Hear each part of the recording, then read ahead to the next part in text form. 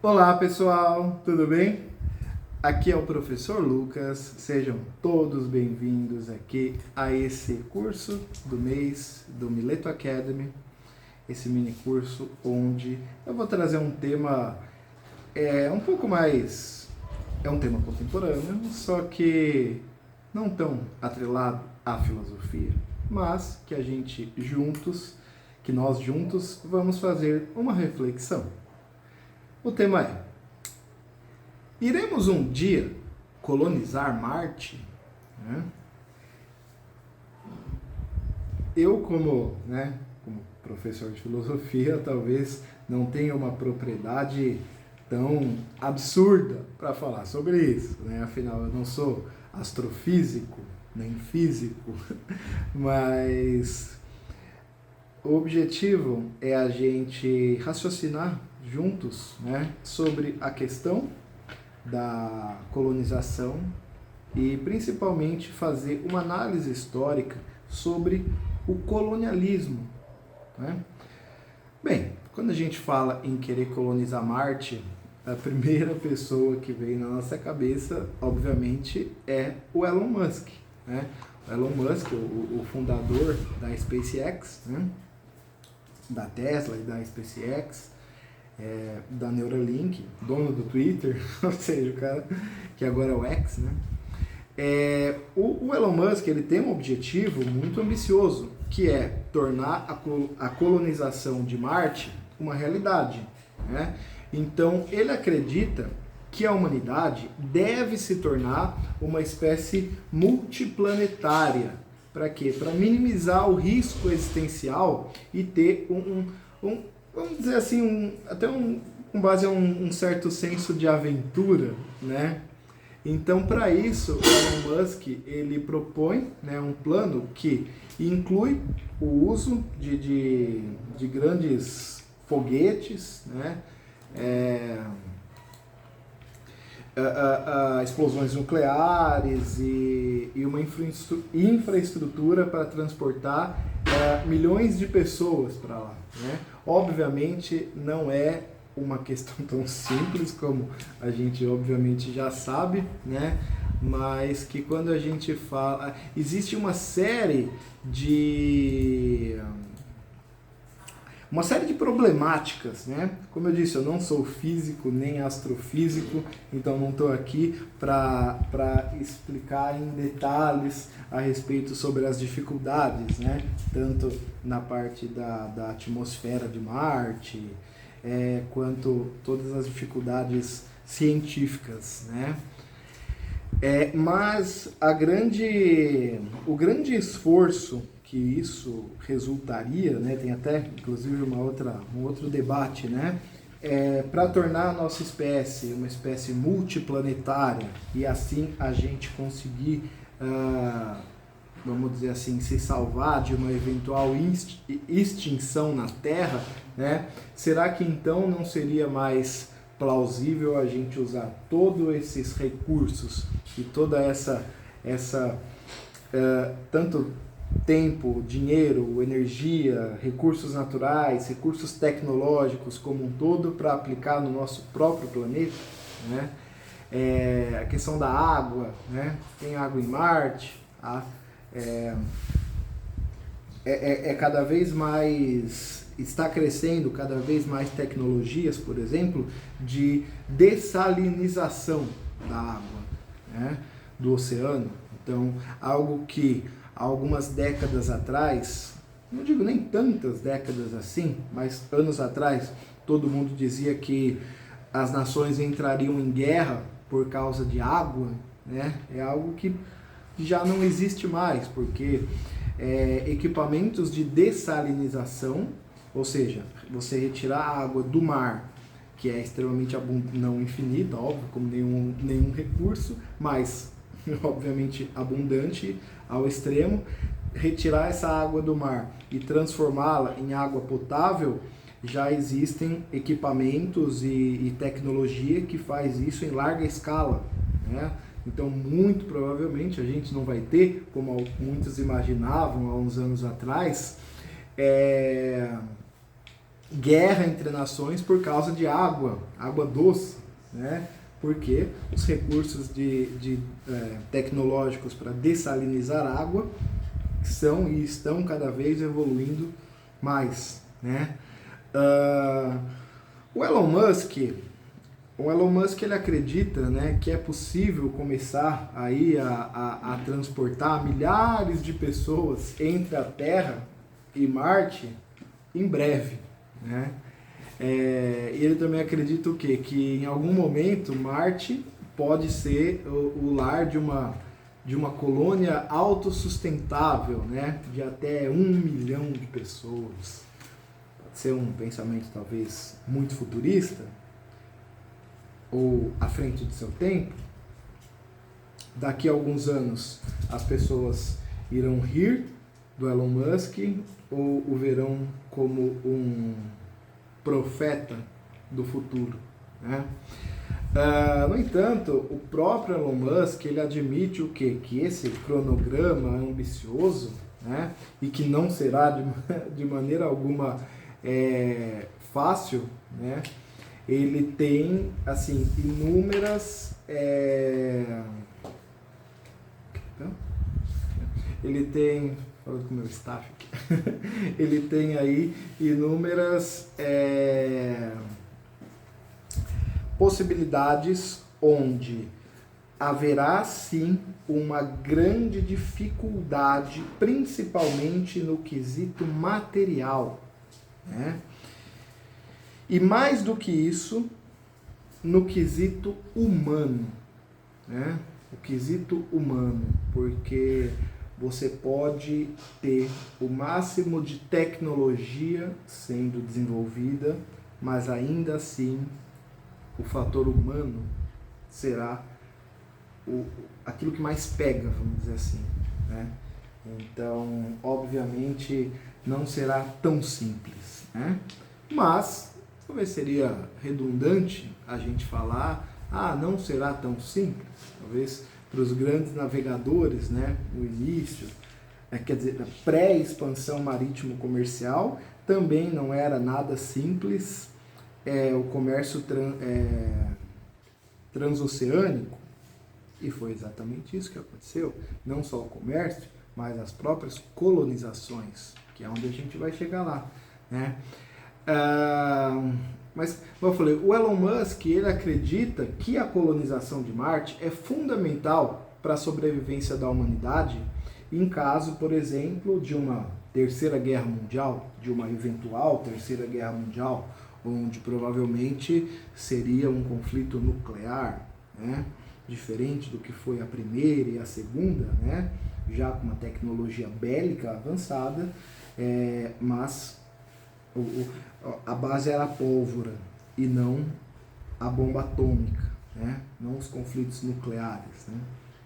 Então Elon Musk acredita que uma eventual terceira guerra pode levar tanto a caminhar, né? Não levar diretamente, mas caminhar para a extinção do planeta e a extinção dos recursos que mantêm a vida humana caminhando e contínua para a própria sobrevivência da espécie, né? Obviamente, quando a gente fala em colonização, né? Vamos chegar em Marte. A gente nem pisou em Marte ainda, né? Muito provavelmente em breve pisaremos. Nós não, os astronautas. A gente nem pisou em Marte ainda e já se fala em colonizar, né? Então, para alguns críticos, né, mais obviamente especialistas na questão astrofísica, consideram essa ideia ainda um pouco fantasiosa, um pouco ficção científica, né? Pelo fato de nós não termos nem pisado em Marte, nem chegado, né, já mandamos sondas, a Curiosity, mas não, nenhum humano ainda pisou em Marte, e quanto mais falar de colonização, uma colônia com mais de 1 milhão de pessoas, né, precisando comer, precisando beber água, precisando respirar, precisando se reproduzir, né? Porque se essa colônia for sustentável por si mesma, precisaremos de reprodução, né? E essa reprodução seria como? Natural, por meios naturais, através do ato sexual, ou seria por laboratório, seria através de laboratórios de bebês, né? Então tem toda uma questão ética por trás, né? Quando a gente fala da colonização de Marte, a gente está falando mais até do que de uma questão ética do que propriamente dita uma questão tecnológica, né? Porque a questão tecnológica, ela avança-se consigo mesma. Já a questão ética, né?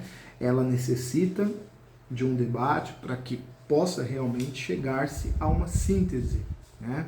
Mas, igual eu estava falando, a gente não poderia deixar, pelo menos brevemente, citar, né, um resumo a respeito, né, sobre a história da exploração espacial, né? Quando a gente fala de colonização de Marte, obviamente a gente deve conhecer um pouquinho sobre a história da exploração espacial, né?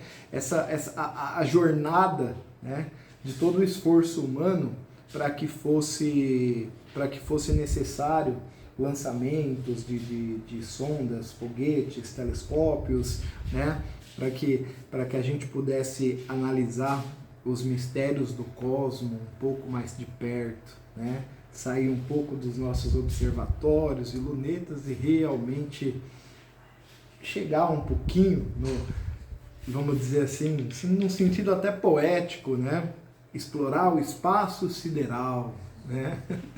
Então, vamos falar um pouquinho sobre os precursores da exploração espacial, né? O sonho humano, como um todo, né, de explorar o espaço, ele remonta aí a séculos, né? Filósofos, como tem inclusive um filósofo, né, que é o Konstantin, um nome um pouco, eu não sei se eu pronunciar errado, né? O Konstantin Tsiolkovsky, né? Tsiolkovsky, ele lá do início do século XX, né, desenvolveram teorias sobre evolução, sobre viagens espaciais, né? Então, o Tsiolkovsky, perdão, não é Tchaikovsky, tá? Não confundir com... o Konstantin Tsiolkovsky, ele talvez foi o primeiro filósofo, né, filósofo em si, a se debruçar a respeito da temática sobre viagens espaciais, né? Isso foi muito inovador, né? Porque quando a filosofia se debruçava sobre outros campos, né, o Tsiolkovsky foi o primeiro filósofo, por si só, né, filósofo, que abordou a temática da exploração espacial, né? Então, para quem não conhece, eu vou fazer um post depois no Instagram do Instituto Mileto sobre ele, que vale a pena vocês conferirem, né? A gente tem, né, pois o lançamento da Sputnik 1, né, ou Sputnik 1, pela União Soviética, lá em 1957, que marcou o início da exploração espacial propriamente dito, né? O que acabou desencadeando a famosíssima, que todos conhecem, a corrida espacial, né, entre a União Soviética e os Estados Unidos, durante a Guerra Fria, né? Então, em 1957, a União Soviética lançou a Sputnik 1, né, para o espaço, que marcou o início da corrida espacial. 4 anos depois, em 1961, o Yuri Gagarin, né, ele se tornou o primeiro humano a orbitar a Terra. Pouco depois disso, os Estados Unidos lançaram também um que poucos conhecem. Sempre que a gente fala sobre explorar corrida espacial, Guerra Fria, a gente lembra do Gagarin, né, o Yuri Gagarin, o primeiro humano a orbitar a Terra, e o Armstrong, né, o primeiro a pisar na Lua, que até então era... Mas pouco tempo depois do Gagarin orbitar a Terra, os Estados Unidos também lançaram um humano a orbitar a Terra, né, que foi o Alan Shepard, que poucos conhecem, né? Mais conhece o Gagarin, que foi o primeiro, mas quase pouquíssimo tempo depois, onde as duas potências já trabalhavam, né, para lançar um humano em órbita, mas a União Soviética acabou largando na frente, né, ao lançar o Gagarin, né? E aí pouco depois os Estados Unidos lançou o Alan Shepard, né? E em 69 a gente tem a famosíssima missão Apollo 11, né, que permitiu tanto ao Neil Armstrong, tanto o Buzz Aldrin, que se tornassem os primeiros humanos a pisar na Lua, né? O Neil Armstrong foi o primeiro e o Buzz Aldrin o segundo, né? Então foram pelos Estados Unidos, né? Então a União Soviética até deu largou um pouco na frente na corrida espacial, né? Lançou a Sputnik 1 em 57, depois em 61 o Gagarin orbitou a Terra. Então, quando todo mundo achou que a União Soviética estava na frente, veio os Estados Unidos em 69 e colocou os dois primeiros humanos a pisar na Lua, né? E fato que muita gente não sabe é que depois existiram outras missões Apollo, né? E outras pessoas também pisaram na Lua posteriormente, né? A NASA não deu continuidade ao projeto da exploração lunar por vários fatores, tanto econômico quanto políticos. Mas em 69 a gente teve aí talvez o grande marco, a frase, né, um pequeno passo para um homem, um grande passo para a humanidade, né? O primeiro humano a pisar na Terra, né? E como eu falei, a exploração lunar, ela continuou depois em missões Apollo, algumas com problema, a Apollo 13, por exemplo, teve um insucesso, mas os Estados Unidos deu essa continuidade aí por um período depois, mas depois acabou, tanto os Estados Unidos quanto a própria União Soviética acabaram abandonando, não digo abandonando, né? Porque as agências espaciais continuaram existindo, mas desaceleraram aí de maneira bem brusca essa corrida espacial. A corrida espacial virou uma caminhada espacial, né? Uma caminhada no parque, o que até então era uma corrida mesmo de Fórmula 1 entre os Estados Unidos e a União Soviética de um lado, né? Os Estados Unidos, por exemplo, direcionando 3% do PIB para a corrida espacial, algo que é um valor muito grande, né? As agências continuaram trabalhando, operando, mas essa corrida espacial acabou virando uma caminhada no parque espacial, né? Então, são aí não poderemos deixar de citar, por exemplo, a Estação Espacial, né? A ISS, International Space Station, né? A Estação Espacial Internacional, que é um exemplo notável aí da colaboração de várias nações, né? Para a manutenção e para o funcionamento da estação espacial, né? Que está em órbita desde 98, né? Desde 98 a estação espacial ela existe, né? O Brasil, inclusive, teve na sua história, né, que foi o Marcos Pontes, que foi o primeiro e único brasileiro, né, a ir para o espaço, né? A gente torce para que futuramente o Brasil ganhe mais astronautas realmente, para que o Brasil futuramente tenha não digo um protagonismo, mas tenha um espaço maior na relação à corrida espacial, como a própria Índia, né? Acabou ganhando uma notoriedade bastante grande, né, na relação astrofísica, vamos dizer assim. tanto na parte humana, né, quanto no uso de sondas e robôs, né, espaciais, se tornou uma parte vital aí na exploração espacial, né? Por exemplo, a missão Viking, né, em Marte, que foi lá em 1976. Então muitos falam da Curiosity, né? Tem a Spirit, a Opportunity e a Curiosity. Meu inglês está afiado. A Spirit, a Opportunity e a Curiosity. Mas teve a missão Viking, né? O nome, Viking, né? Em Marte, lá em 76, né? Em 76, né? E, claro, exploração de planetas, asteroides, cometas, eles têm ampliado muito aí a nossa compreensão do sistema solar, da Via Láctea e do universo como um todo, né? A Voyager, por exemplo, né? Sonda. Então, falei, eu não estou aqui para falar os pormenores, né? Mas voltando, né, ao assunto de quando a gente fala sobre o nosso sonho, né? Hoje ainda distante, sobre a exploração de Marte, e principalmente, nem sobre a exploração, mas sobre a colonização, né?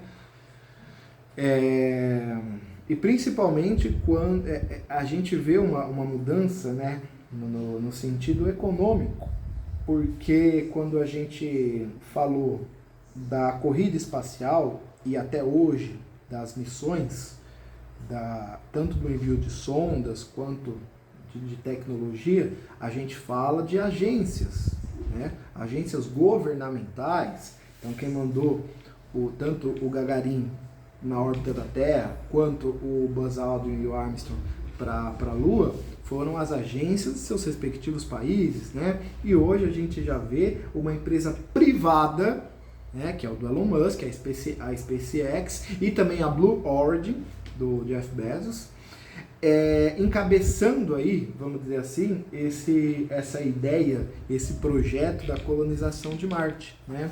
E então gera uma outra questão a se pensar, né? Pelo menos na teoria,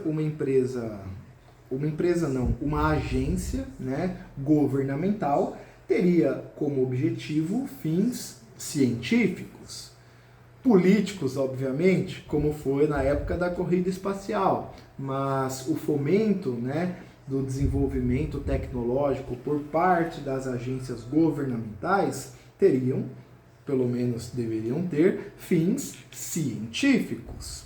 Mas quando empresas privadas como a SpaceX do Elon Musk e a Blue Origin do Jeff Bezos encabeçam essa ideia da colonização de Marte, a empresa privada não está aí para brincar, né?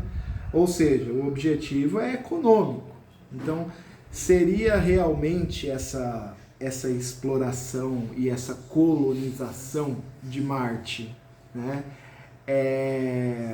Realmente uma salvação, vamos dizer assim, para a nossa espécie, de um futuro apocalipse, um apocalipse nuclear ou climático, né? E essas colônias multiplanetárias seriam a forma da nossa espécie, né, humana se perpetuar, ou a fins pura e exclusivamente econômicos por trás, né? Porque igual eu falei, quem encabeça principalmente esses projetos, que até hoje não são projetos única e exclusivamente, né? Projeto, entende-se aquilo que está na projeção, mas a partir do momento em que esses projetos são encabeçados não por agências governamentais, mas por empresas privadas, como a SpaceX e a Blue Origin, obviamente, como eu falei, empresas privadas, eles não estão para brincar, né? Eles não querem colonizar Marte para simplesmente colonizar, né? Os Estados Unidos mandou os primeiros humanos a pisar na Lua por questões políticas, a briga com a Guerra Fria, a briga espacial com a União Soviética. Mas será que os interesses do Elon Musk seriam realmente de salvar a humanidade, ou então teriam interesses econômicos por trás, né? E quando a gente fala sobre a colonização, interesses econômicos, é necessário, para a gente compreender o presente, é necessário a gente entender e observar o passado, né? Como o passado talvez se repita, né? E a gente, né? A gente teve aí quando a gente fala principalmente no quesito das colonizações, né? Principalmente as grandes nações europeias foram responsáveis pela colonização, né? Da América como um todo, África, né? Parte da Ásia. E então, quando a gente fala na colonização de Marte, será que realmente é o nosso objetivo, o nosso interesse, realmente perpetuar aí a nossa espécie de uma eventual catástrofe planetária, de uma eventual catástrofe mundial, ou interesses econômicos por trás? Porque as grandes nações europeias, principalmente a Grã-Bretanha, né? A Grã-Bretanha, Espanha, Portugal, né? França, elas não colonizaram, né? Regiões da América, regiões da África, algumas regiões da Ásia, simplesmente para ter um território maior para o seu povo viver. Não, obviamente era interesse econômico, né? Não vamos ser, né? É interesse econômico. Portugal, né? Com as riquezas do Brasil, não só Portugal, mas todos os países que passaram por colonização. A África, então, nem se fala, né? A África, então, a partilha da África por parte das potências europeias, né? E das suas riquezas, né? Então aí entra a questão, será que a gente realmente quer colonizar Marte porque a gente quer salvar a nossa espécie, ou a gente quer colonizar Marte por interesses econômicos? E quando o projeto de colonização parte principalmente de empresas privadas, empresa privada não quer perder dinheiro, né? Pelo contrário, quer ter o lucro. Essa é a própria estrutura de uma organização privada, é óbvio, é o lucro, né? Seja industrial, comercial, ou serviço, o que quer que seja, né?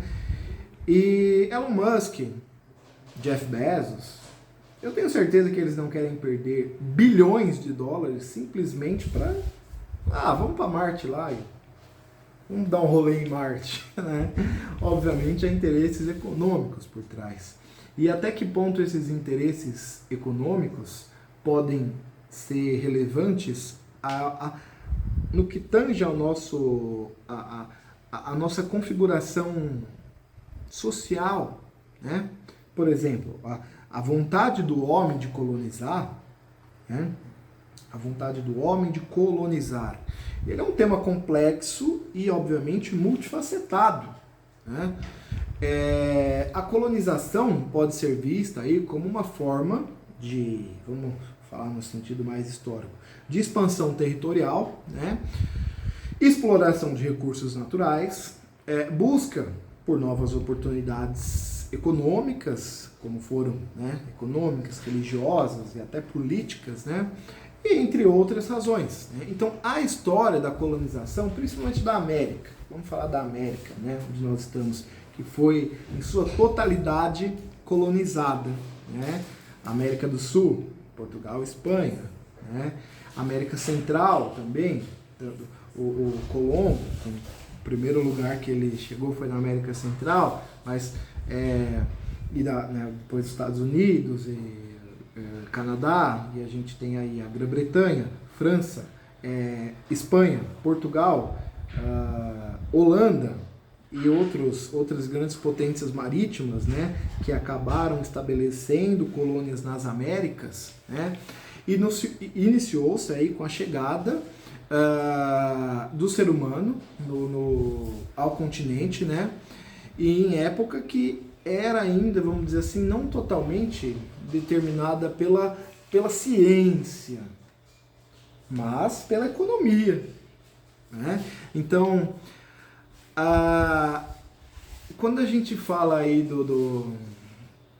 da vontade humana, da colonização, aí a gente já vai entrar numa questão muito mais, tanto filosófica quanto social, né?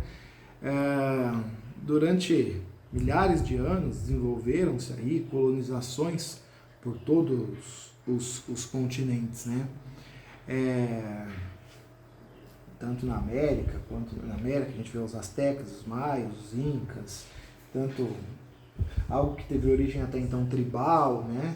E o crescimento das próprias sociedades e civilizações como tal, ele deu-se através da conquista de territórios, né?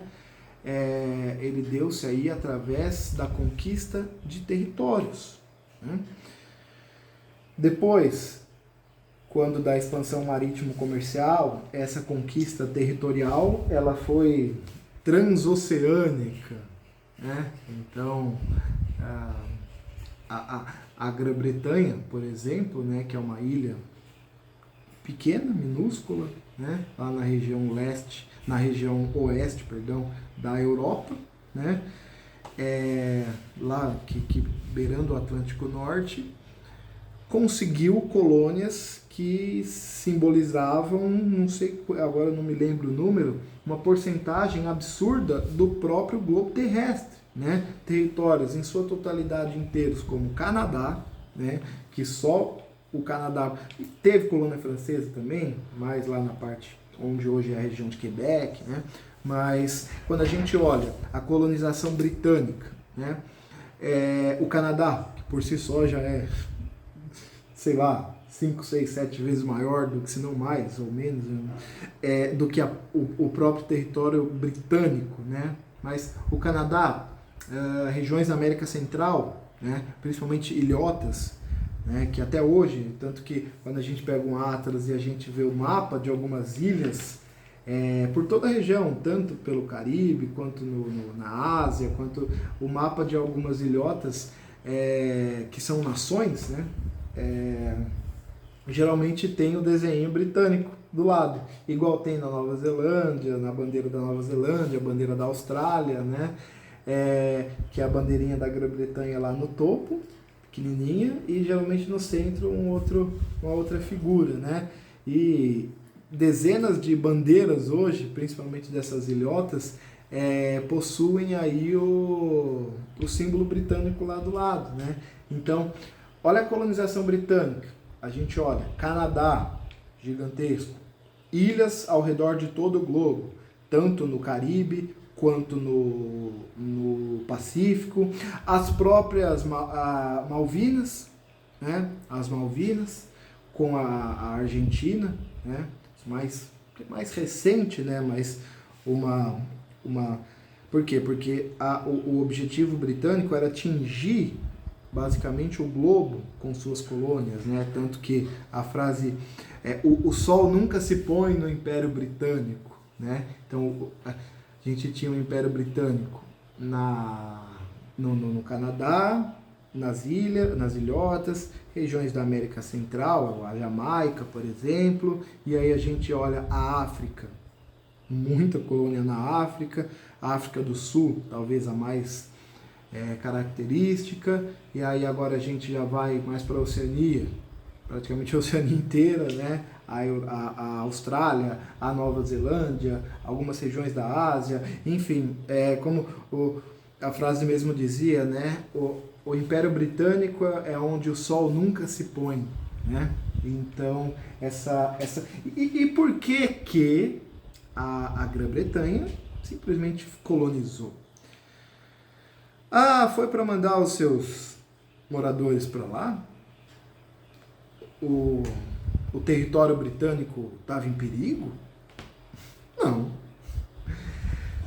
Questões econômicas. Existiram sim colônias de nativos, até porque, óbvio, para se estabelecer uma colônia territorial é necessário assentamentos de nativos para a sua consolidação, claro, mas principalmente na África do Sul, né? Muitos colonos foram viver na África do Sul, mas não era por nenhuma ameaça propriamente dita ao território britânico.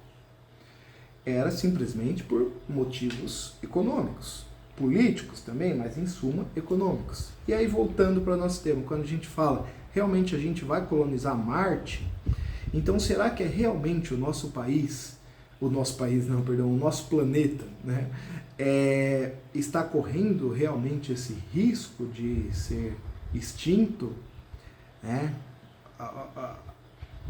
A escassez dos recursos, sejam de alimento, água, energia, seja o aumento das mudanças climáticas, questão energética, catástrofes naturais, guerras, eventuais guerras nucleares. Será que isso realmente colocaria o nosso planeta em uma possibilidade de extinção?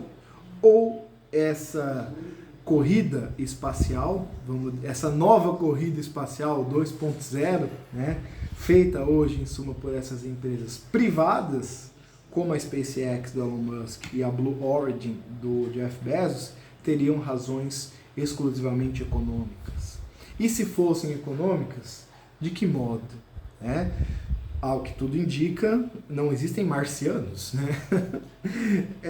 Então, o Jeff Bezos não quer montar uma filial da Amazon em Marte para vender para os marcianos. Né? Mas o que existem de recursos que isso pode ser utilizado, não em Marte, mas aqui mesmo na Terra. Né? Então aí fica mais como uma reflexão a todos. Né? Então, pessoal, a gente vai ficando por aqui, tá bom? Muito obrigado a quem acompanhou esse mini curso. Fiquem todos atentos ao Instagram do Instituto Mileto, que a gente sempre vai estar postando muitas novidades e muitos conteúdos bacanas. E o nosso agradecimento a todos aqui que acompanham o Mileto Academy e todos os conteúdos que a gente disponibiliza mensalmente. Então, pessoal, um grande abraço e até mais.